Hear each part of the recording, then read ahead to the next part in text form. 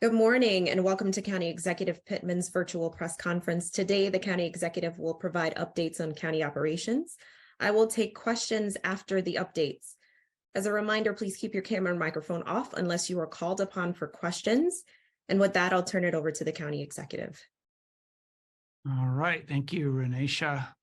Welcome, everybody. So we are at the beginning of Women's History Month, and the National Women's History Alliance has designated this year the year of celebrating women who tell our stories.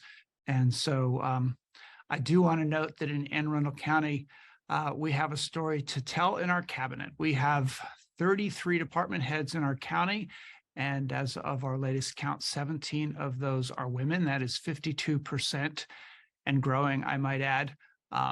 If you were to calculate how many of our employees have a woman as a department head, it would probably be closer to about 80%, given that all of our large departments are led by women: police, fire, public works, plan and zoning, rec and parks, aging and disabilities, central services, finance, personnel, social services, partnership for children, youth, and families, Arundel Community Development Services, Economic Development Corporation, Mental Health Agency, and Emergency Management, as well as at the top of that chain is our CAO, Christine Anderson. So those women are certainly making history and telling stories every day in Anne Arundel County. For information about the things that we're doing and events coming up in the county, go to aacounty.org/WHM for Women's History Month. And I want to jump ahead here and note that we have an event coming up on the 29th of March, Wednesday, at the Blue Heron Center at Quiet Waters Park that we call the Michelle Obama Awards. We're going to be honoring 14 women who have made a huge impact in our county. We do this in cooperation with the Caucus of African American Leaders. And so please join us for that. The first thing that I want to talk about let me one more thing before I jump into that. Some personnel changes that we have that you've probably already seen because we've sent out notices. But I do want to note that we are very proud that our health officer, Dr. Nilesh Kalyanaraman, is taking the position of Deputy Secretary of Public Health Services for the state in the Moore administration. That is a position where we will be able to continue to work closely with him to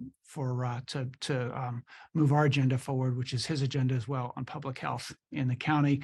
We're also very proud of Carnitra White, who has been our Director of Social Services for Anne Arundel County, taking the position in the Moore administration of Department of Human Services Deputy Secretary for Programs. So similar to Nilesh's position, Carnitra will be working with all of the local social service agencies.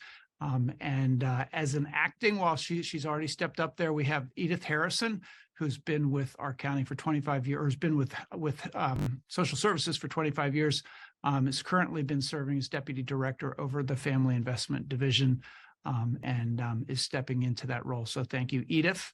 And we also just announced yesterday that the big shoes left by Chris Phipps, who has run our Department of Public Works for many years, is being filled by Karen Henry. She was his deputy. He recommended her. We put her into the acting role, knew that she had the experience, wanted to see how she adapted to being in that leadership role, and have been extremely impressed. And so I feel very confident that our public works, all of the divisions of public works, will continue to provide great services to the residents of the county under Karen Henry. So congratulations, Karen.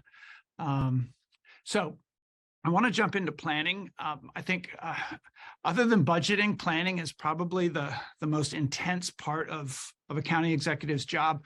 And I said when I ran for this office almost 5 years ago, 4.5 years ago, that we needed to get back to the community-based planning that we used to do in this county decades ago, and in the early 2000s, I should say. So we instituted a new thing called region plans, and there are 9 regions in the county. And I want to be sure that all the residents of the county who live in 3 areas, I'll tell you what those areas are, have an important step in the process coming up. So regions 2, 4, and 7 are the first 3 that are doing their region plans. And this is really going to help to define how we do capital improvement projects in the county, in your communities, as well as reviewing private development plans and requests for zoning changes. So Region 2, which is Jessup, Annapolis Junction, Laurel, Russet, western part of the county, Maryland City, parts of Hanover, Fort Meade, and the Patuxent Research Refuge, is one that is currently underway. The Broadneck Peninsula and Lakeshore Peninsula is Region 4. And then we have Region 7 is the Annapolis Neck Peninsula. So what's happening, and I have Jenny Jarkowski here, our Director of Plan and Zoning, to talk to you about what's coming up. But in those three regions, the strategies have been published for review. And there are 5 categories of those: environment, transportation, housing, land use, and economy.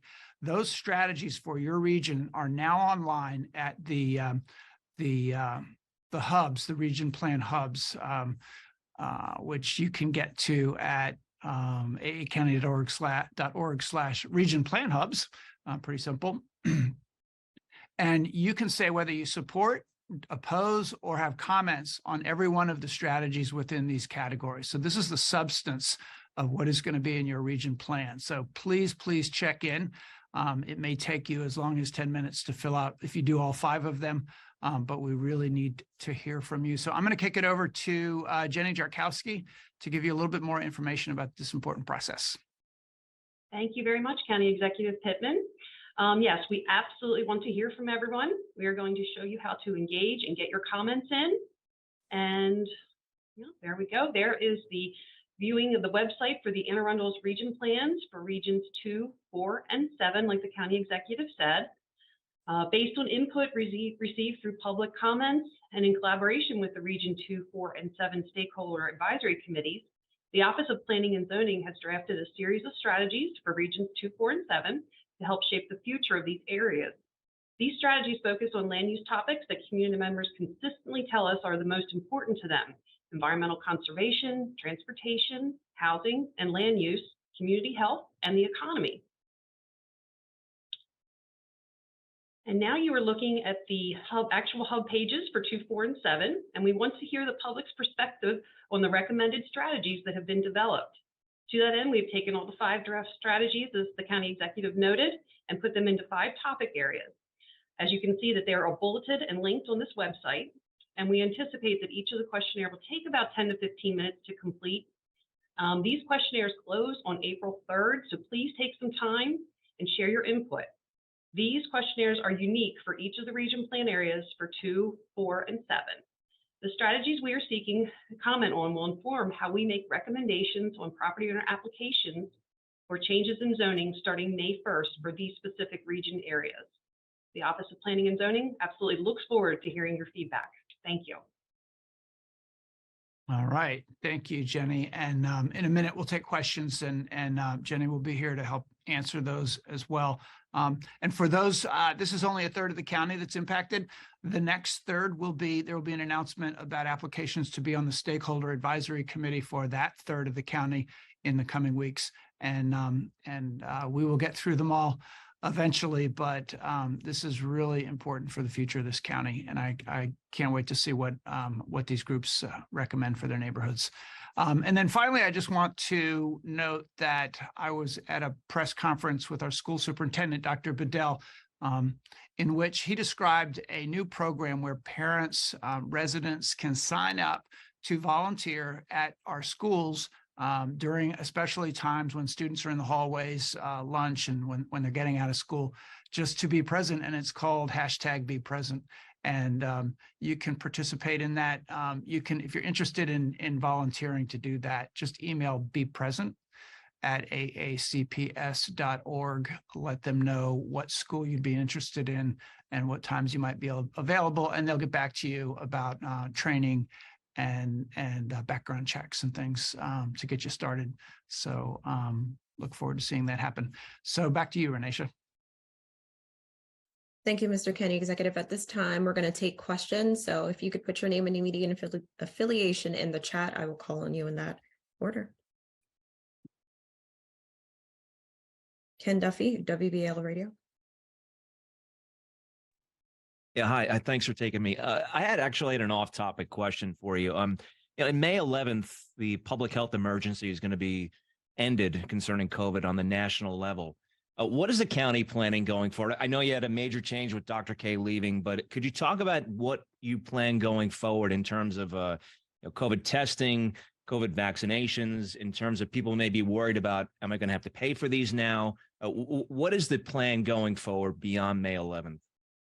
Well, I don't have Dr. K here to give you a better answer, but what I can tell you is that the focus is still vaccinations and that this disease is as deadly as it's ever been and it's dangerous, and that we need to continue keeping up our vaccinations.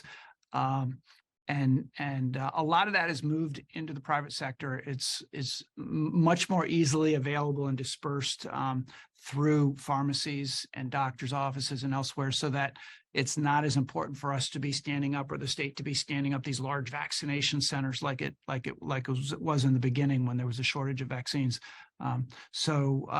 Everything that we've learned still applies. We still need to, when we have symptoms, we need to wear masks and or stay home and not spread that virus, as well as spreading other viruses. And it's just absolutely essential that we keep up our vaccinations and not let our guard down. So I think as far as the Department of Health is concerned, it's no longer new. So it's something that's been integrated into their regular work. But we do have the pharmacies in the private sector involved in it as well. So it's one of the many things that we work on in public health. Thank you, Mr. County Executive. Any other questions from the group?